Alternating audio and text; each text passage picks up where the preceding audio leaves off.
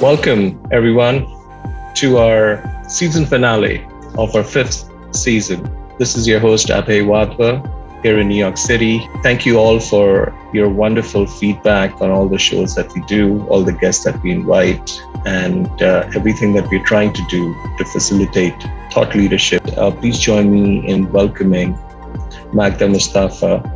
She's a phenomenal professional in the field of neurodiversity and autism, an architect by training, an associate professor at the American University in Cairo, and also an autism design consultant with Progressive Architects, also in Cairo.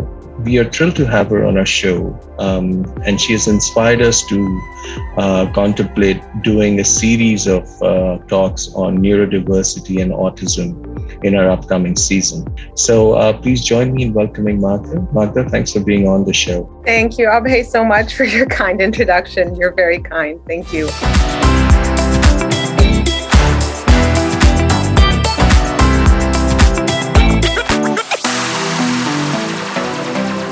Empathy in design now in our design language is very much about human-centered design. And we hear a lot about human-centered design and empathetic design and user-driven design.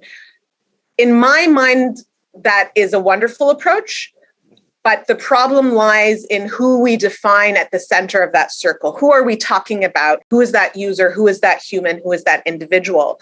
And our teaching and our pedagogy and our practice is very much informed by the International School of Architecture and the Le Corbusierian modular that distills that user down to a set of standards and dimensions, but also to this normative profile of a hearing, able-bodied, 6 foot tall, white, Caucasian male who has a certain sensory profile and certain gender and certain abilities. And that frames a whole century, at least, of design. What I'm proposing is that there are actually a multitude, a whole spectrum of other models of that modular. We need to shift who is at that center of our human-centered design. I really focus a lot on words, and I think semantics really matter. And there's a lot of conversation around inclusion, but the problem with inclusion is that it assumes a certain level of othering. In order for someone to be included, they have to be an other that come into the norm. Folded within the word inclusion is that othering that is problematic, because I want the work that I'm doing to push the narrative that our whole user spectrum is very broad and there is no us and them. There is no center and other. There is no mainstream and those to be included in that mainstream.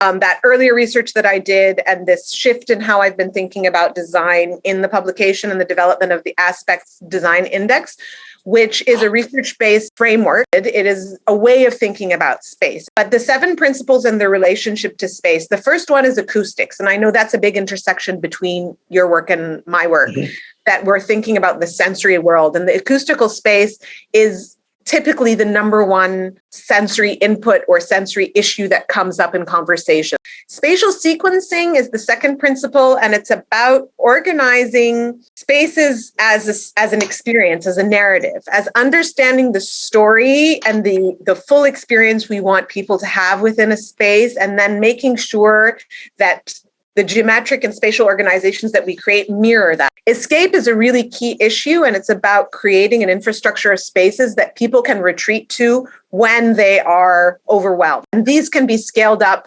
across a city, they can be within a workplace environment, in a home. Compartmentalization, and here I've given an example of a street network, so it's application on the level of a city, but it also scales down, of course, starting from the level of the interior. And it's about organizing spaces into manageable sensory compartments, pockets. Light is one of the beautiful tools you can use to create these compartments without creating physical barriers. Transition is another really important philosophy. It's about creating the spatial infrastructure for the opportunity for a person to readjust their sensory makeup as they move from one experience to another. The next principle is sensory zoning. And as architects, we're trained to think about utility and function when we think about spaces. So if it's a meeting room where there's very lively brainstorming, creative activities that are happening that are going to be high stimulation, maybe we don't put them near the meeting rooms that are about conferencing and focus and work that is more centered. And the last principle in the original Aspect 7 is safety. And we call it Aspects 2.0. It expands the 7 principles to 15 to include elements of color, elements of lighting, the adjustability. It also expands thoughts about materiality and texture and furniture as tools, as sensory tools. And then finally, the last few points in Aspects 2.0 around technology and smart buildings and things relating to the operations of buildings and how we can align the design intent with how then buildings are being operated. Let's think of the smellscape.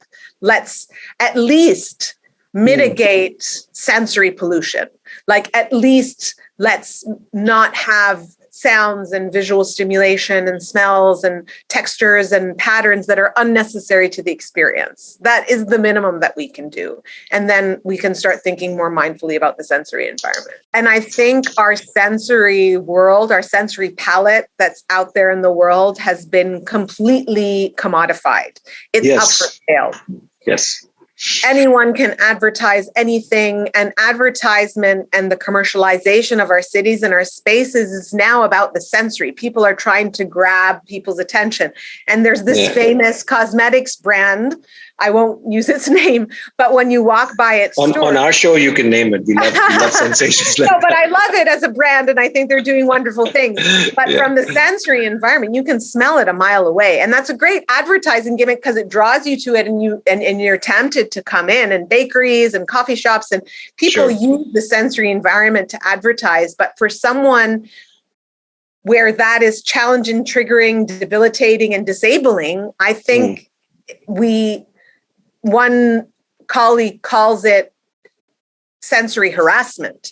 It's like pushing, like shoving all these senses at me and not respecting my sensitivities to this overstimulation to the extent that I can be disabled or excluded from a space because you've sold this sensory palette to some product or to some brand that they've now occupied it in a way that I can't be part of that space anymore. So sensory colonization almost. Yeah.